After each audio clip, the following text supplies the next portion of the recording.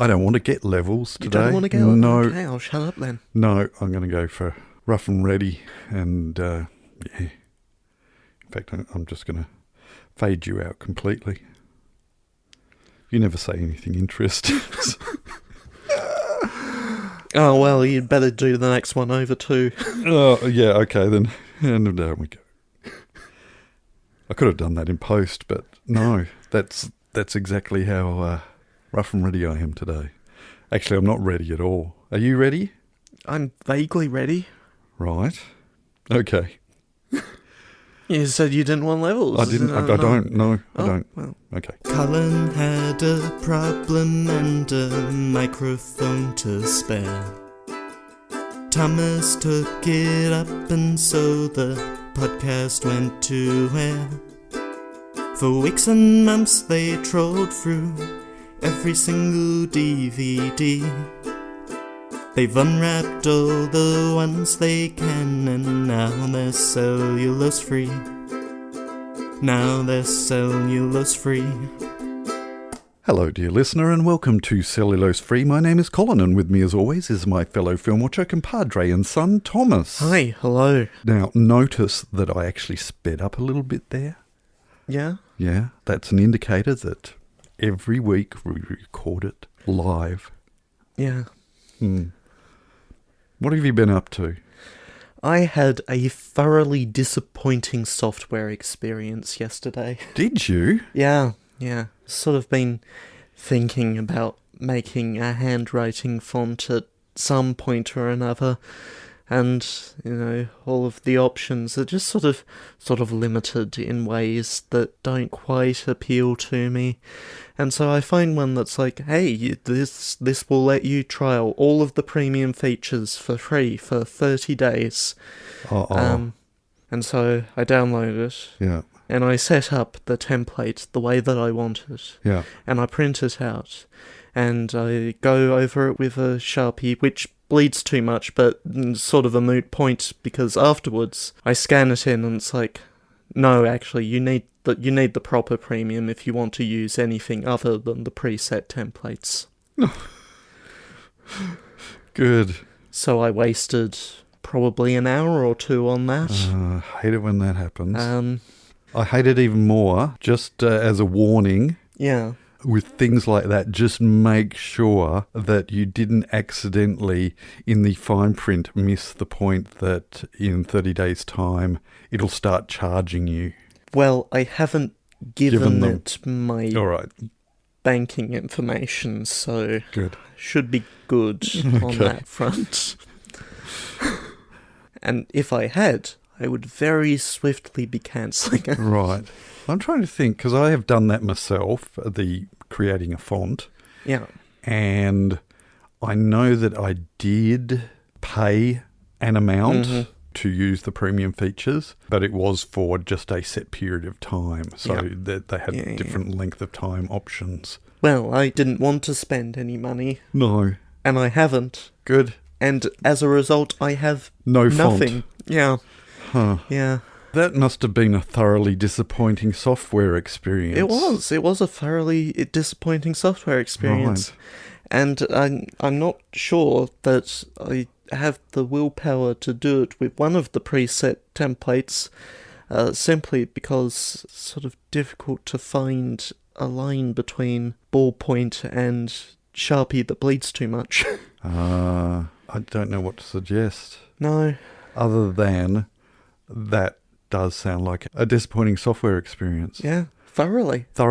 Disappointing, which is now firmly embedded in, what does this stream on?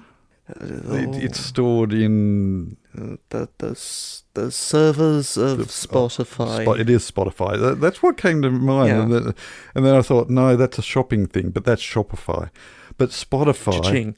Yes, Spotify has now well and truly automatically titled this segment and I can't remember what it was. A thoroughly disappointing software experience. Thoroughly disappointing software experience. Yeah, in fact, it will probably even say that Colin and Thomas keep on going on about a thoroughly disappointing software experience. Good. Spotify is spending just so much money describing a thoroughly disappointing software experience. Is that what Spotify is doing right now? It is. Is creating a description of the fact that we're discussing Spotify. Yes. Talking about us. Talking about a thoroughly disappointing software experience. Yeah. Right. Good. And what else have you been up to? Yes, we're moving on, Spotify. That was about it as far as interesting happenings go. Right. Which, low bar. Yeah. Very low bar. But that's where we're at the moment. Where are you at the moment? What am I at? I'll just check my watch. I'm at 26,807 steps. That's a few steps. Yeah, I walked into town and had my head read and had a pretty good session. And then I walked back home. And it was a beautiful day, a thoroughly beautiful day. Yeah. An extremely gloriously wonderful, beautiful day. Again, I'm trying to get a great description here. Except for the fact that it was a bit lazy, a little breezy walking across the bridge on the way back. The way in wasn't too bad, but there was a southerly breeze coming right up the river and it got a bit cold. Mind you, that breeze wasn't enough to blow away the huge contrail that was going across the sky from one side of the sky to the other. In fact, that was going pretty much south from Melbourne. It was Melbourne to Santiago. It goes right over the Derwent on the way down south.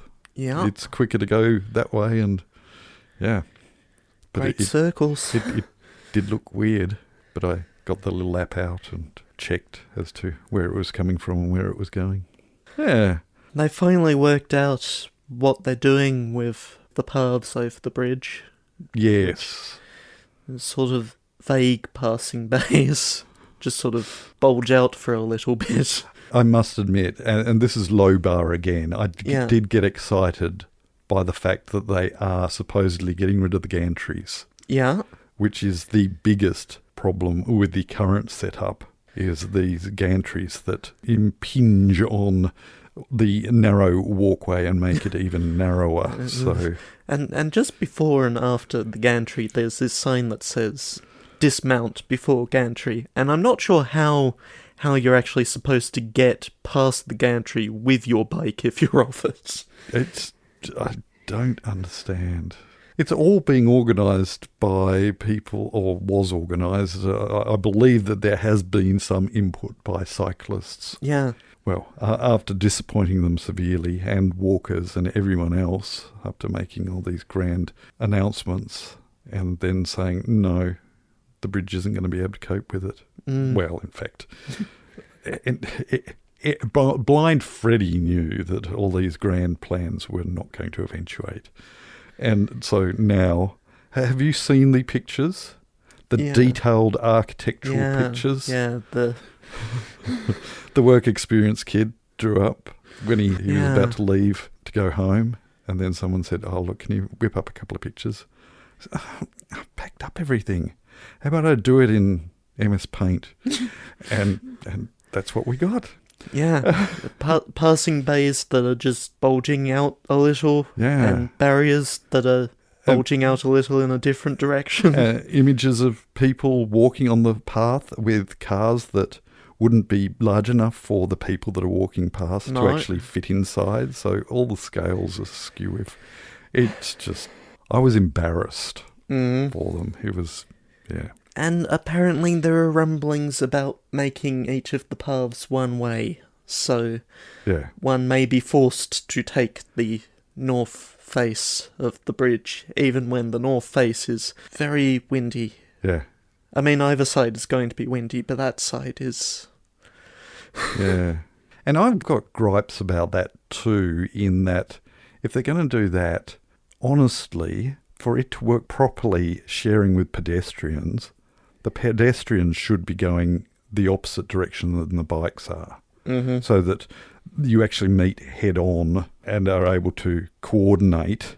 Yep. Rather than being walking the same way and then having this bike come up behind you with no indication, because it's very noisy on the bridge. Oh, yeah. And you don't know that there's a bike behind you until, excuse me. Whereas at least if it's coming towards you, you can coordinate. And so you nervously look back the other way every few metres. Yeah, well, I've worked out that I'm pretty safe turning around at every light pole. Mm-hmm. But even so, if they are rumbling about that, I will certainly be writing and say, look, if you are going to do that, do this. And that's going to confuse absolutely everyone. Yeah. And everyone says, no, you can't do that. But anyway. Yeah. Anything else you've been up to? No. Or were we on to me? Yeah, we were on you. Oh, we were already on to me. Yeah. What else you do I brought have? up the bridge, and that's so I right. brought up the bridge. Did. Yes. I watched Superman. Yeah. On Friday with the rest of the family, except for you. I haven't got round to it. No. Room's too crowded. Yeah, well, we could have squeezed you in. It would have been. I don't want to be squeezed in. That's the problem. Yeah. Yeah, I was pleasantly surprised with it. There were a few things that irked me a bit, but I was convinced that he was Superman. Mm-hmm. Whereas, look, I've got nothing against the actor, and I haven't seen him in any length of time playing it, but I think is it Superman and Lois? Or no. Or Lois and... Lois and Clark, I think. Wasn't that the old one? There's a new recent TV show. Smallville? No, more recent than that. More recent. Yes, much more recent than that.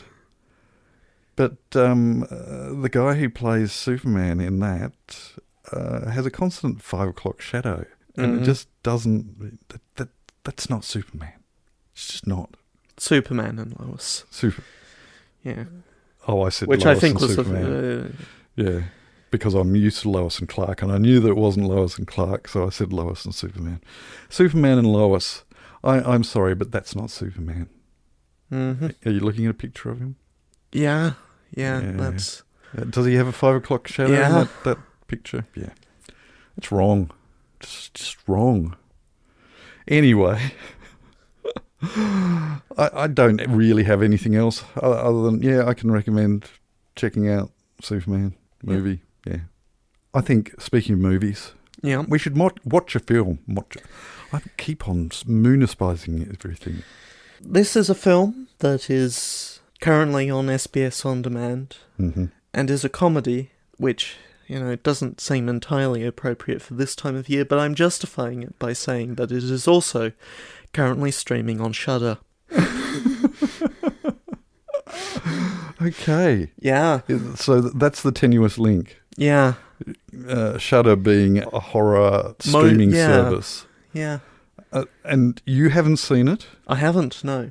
But you seem to know something about it. So there is a podcast called Hey, Check This Out, in which a few friends share movies with each other. Oh, okay. And, well, to be honest, I was sort of thinking about this film anyway, but, this because I don't know anything about it. I have listened to the episodes. They are very much a go through the film point by point. Point by point. Does that have... Can you quickly bring up who the regular people are? Check this. While you're doing that, I'm going to look up... No. Hey, check it out. Yes, it's... Hey, check it out. There's another podcast that's called Check This Out. Right. Which I also... possibly... No. Tilty House. Hey, check it out. Yes. There's not a list of regular hosts. Coriander Dickerson, Josh A. Kagan, and Anna Wasserman. Right. No. It must be somebody else who's doing a podcast with friends talking about movies. There can't be too many of those, can there? Anyway, right, so it's a podcast that you listen to, and they thoroughly recommended it as being a terrifically wonderful film. Yeah. And that's why we're watching it. It is. Why it is on Shudder, you still have not established. Because you haven't seen it. Neither have I. There's probably going to be a jump scare. Yeah, that's what's going to happen. Please tell our dear listener. Because Shudder is available as a Prime Video channel, it does have a listing on Prime Video, which has a slightly more fleshed out description than the one on SBS On Demand, and so it's the one that I'm going to read. I reckon... No. Okay. Do go on. You're thinking it's probably taken from IMDb, and I'm suspecting that's probably the case. Yes. But it seems fine, so I'm going to read it. Okay. Drunken Applejack salesman Jean Kayak finds himself stranded in a surreal winter landscape with nothing but his dim wits to guide him. Against a backdrop of ruthless elements and sinister beavers, all played by actors in full-sized mascot costumes, Kayak develops increasingly complex traps in order to become North America's greatest fur trapper and win the hand of a mischievous lover. So there are beavers and elephants in this. Well, there are beavers. Didn't you say elephants as well? No, I said elements. Oh, sorry, I get those two mixed up. All right. We are watching it on SBS in Australia. Yep. So we will have to suffer through ads. But that's the sacrifice that we make for you, dear listener. Yeah. Yeah. Then we're going to come back and we're going to talk about it. So we shall catch you on the flip side. Turn to side beaver. Oh, I see your beaver and raise you an elephant. You mongrel. I think you're going to be disappointed. There's not going to be one there. Okay. Roll the tape.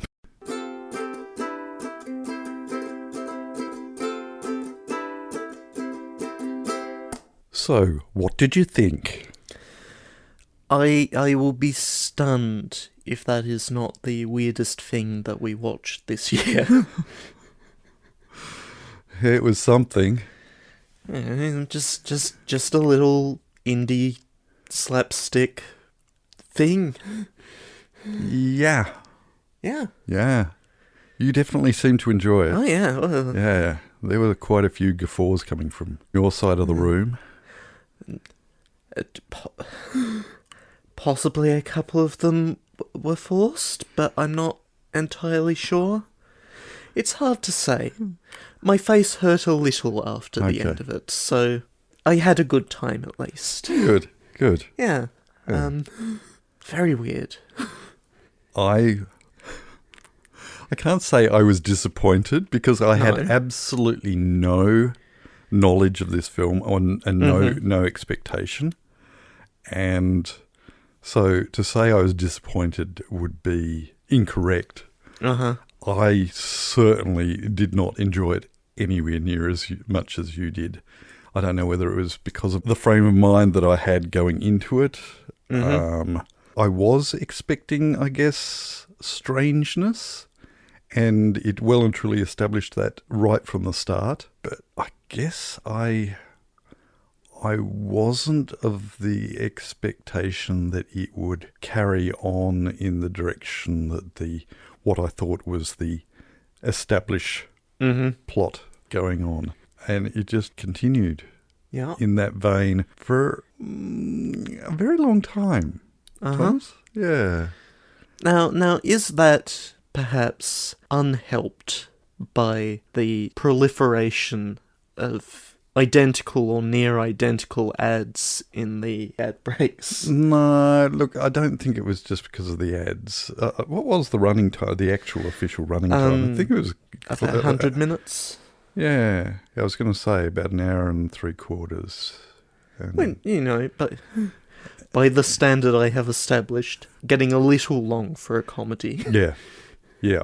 And it was long for me. And I don't think it was helped in that I was raised with a very heavy dose of Warner Brothers. And this just felt like... a very long Wile E. Coyote. Yeah, Roadrunner and Wile E. Coyote are very, very long and done fairly amateurish.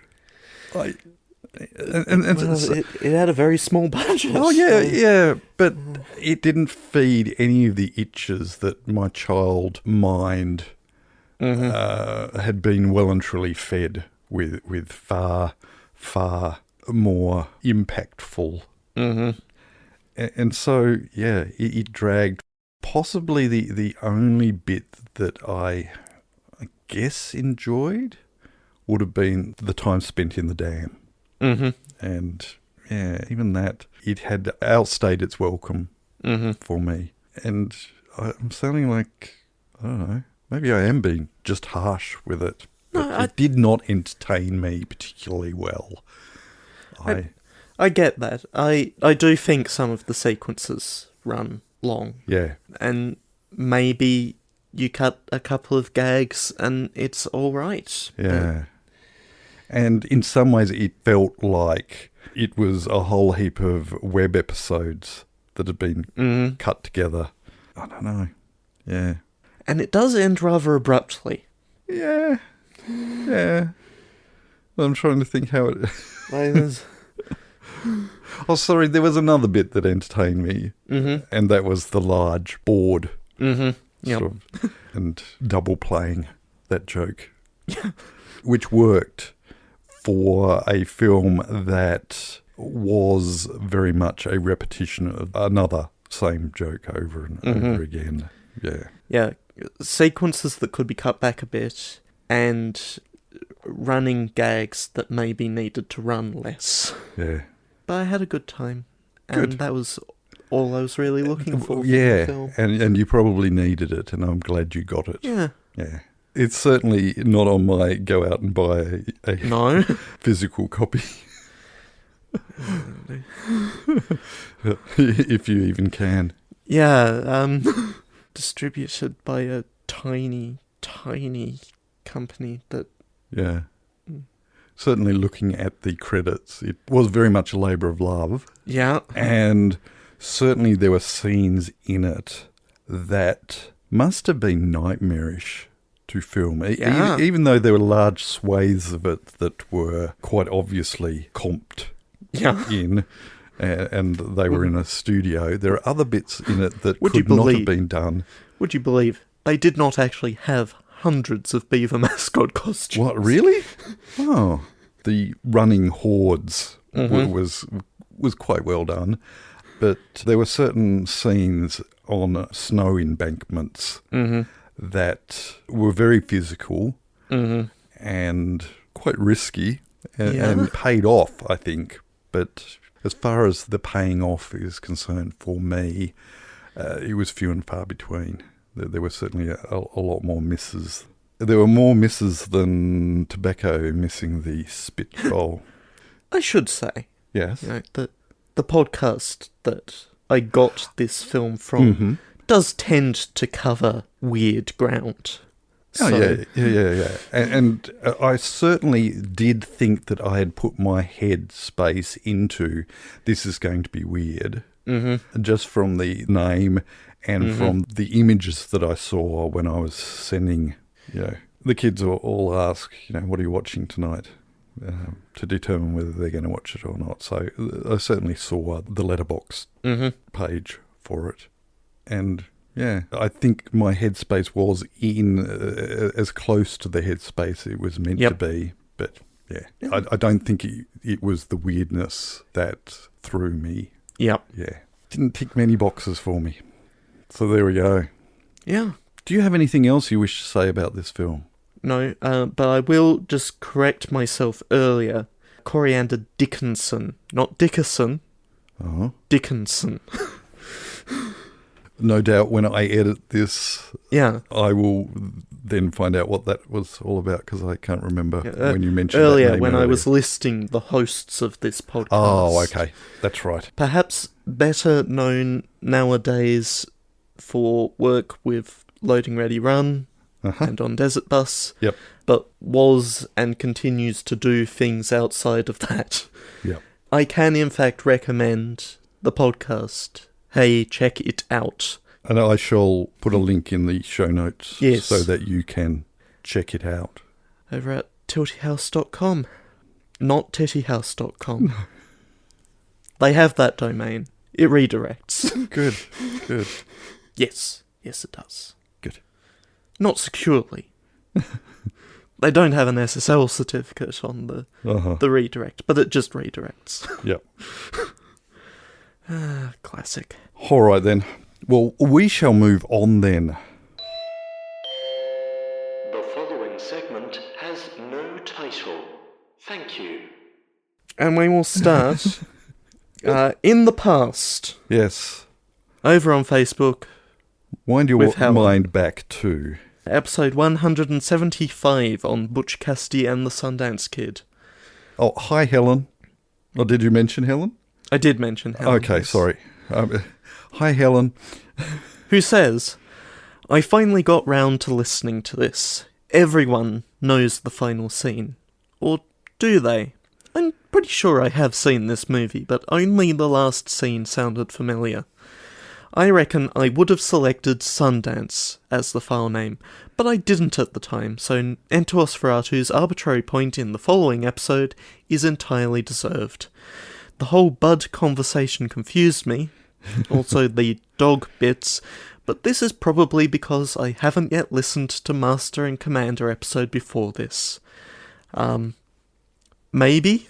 Perhaps? I can't remember. I do certainly remember us mentioning Bud. Yeah. Oh, that's right. Yes. Okay. Yes. Okay. Maybe. I don't know. I don't actually think you will get any additional context from that episode that you didn't have there. Oh, probably not. No. Returning to the present, which is to say last week, Entuos Ferratu. Hi, Entuos Ferratu. Over on Discord says, y'all, I am so sick right now. Do not recommend. A friend loaned me the World War Z book shortly after it came out. I kept meaning to read it eventually, after I think 8 years. He stopped asking if I had read it, and just asked for it back. Don't loan books. Don't loan anything. Or DVDs, or... Yes. I'm fairly sure Servofacts was based on an existing Cat Facts meme, which was a way to torment your friends and family over texts in 2012 or so. Right.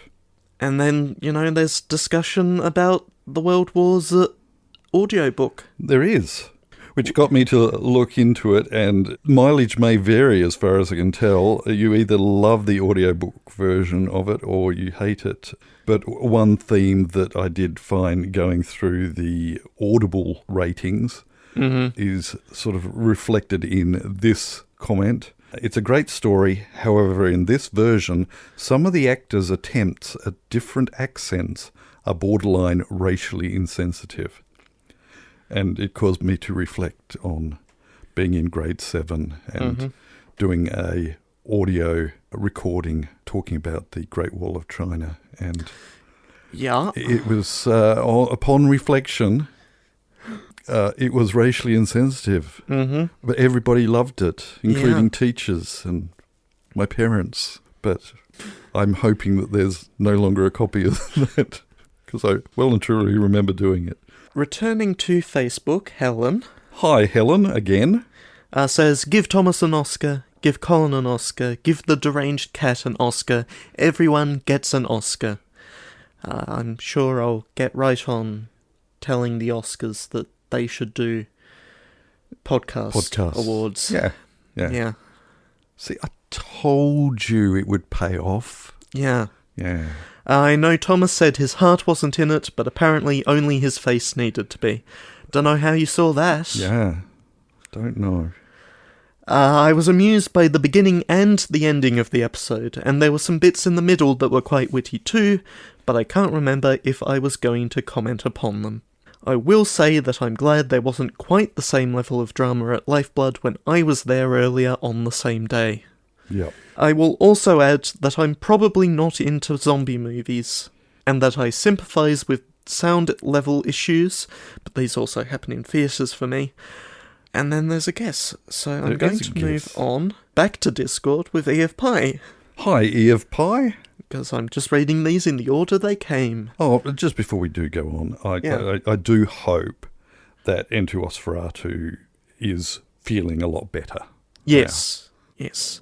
Eve Pye says, "This is such a bad adaptation, it's kind of amazing. I wonder if they started with the license first, or if this is something like iRobot, or some of the later diehards that didn't start as part of the quote-unquote brand, but got assigned it later, if I recall." We've got the rights to the name, so yeah. Which will take us up to the guesses. N2 says, "My brain is too cooked for a guess, so I cede my arbitrary point. Excited to hear about all the beavers, the end." Well, you heard about all the beavers. Yeah. The end. Helen says, "I'm going to go out on a limb with WWZ as the file name." Ooh, that's risky. And Eve Pye says, "As for the guess, World War Z." That's WRLDWARZ. That's risky. And that, if I was going to go with all 8 characters, would be what I would have entered in. Yep. But I'm not the person who enters these things in. No, you are not. 'Tis me. If I were to limit myself to 3 characters, I would have gone with what Helen did. But again, I'm not the person who enters in such things. No, and you're not Helen. No. So I went for gumboots. Yeah. GUMBOOTS.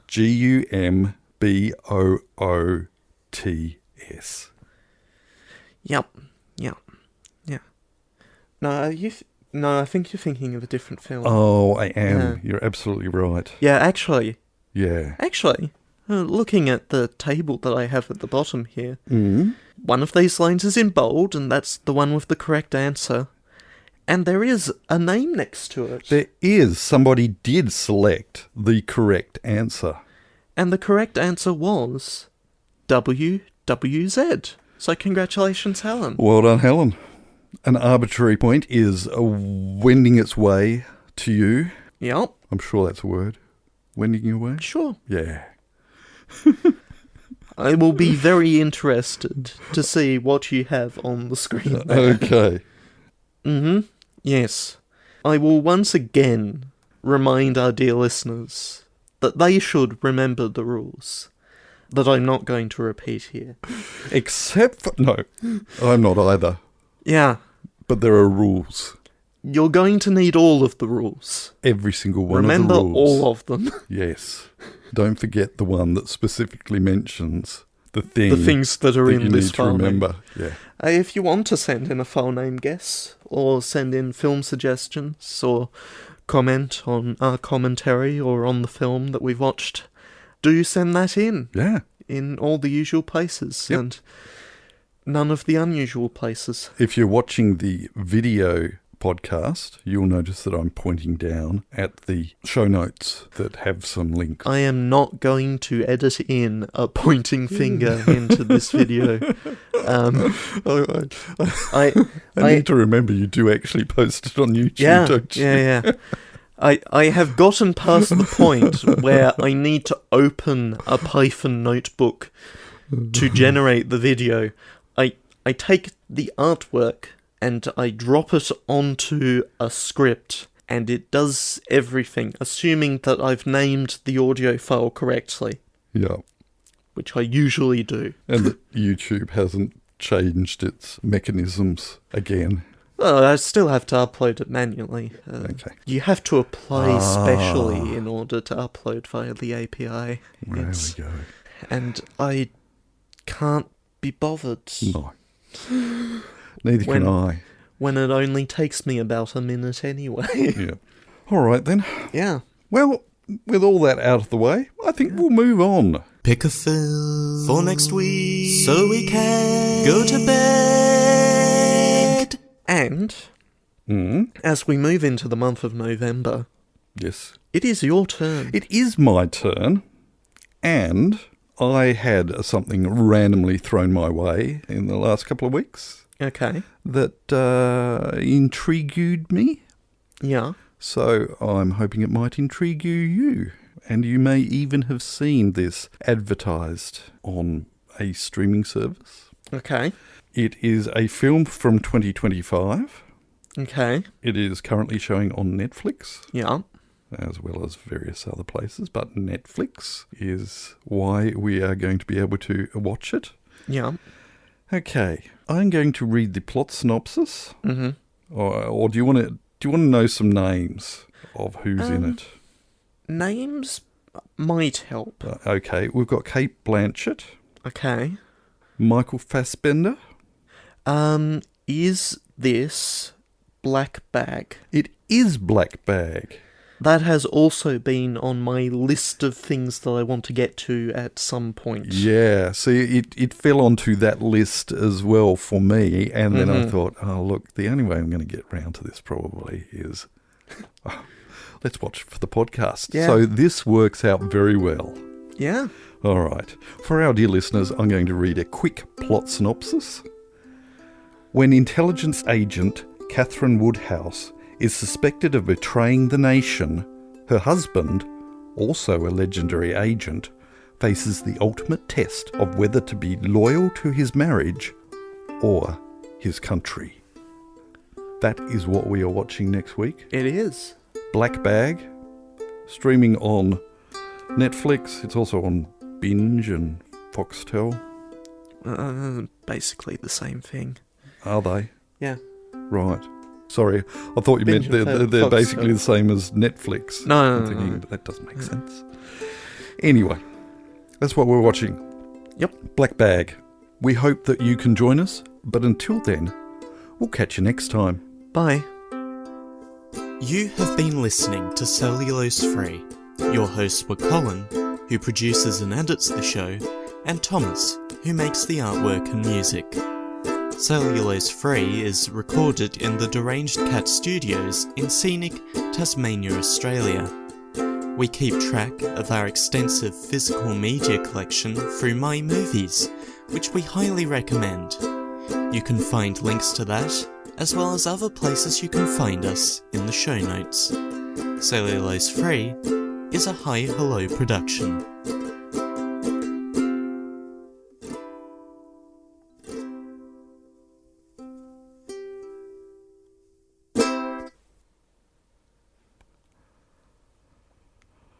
One bird with two stones. Yes, that's right.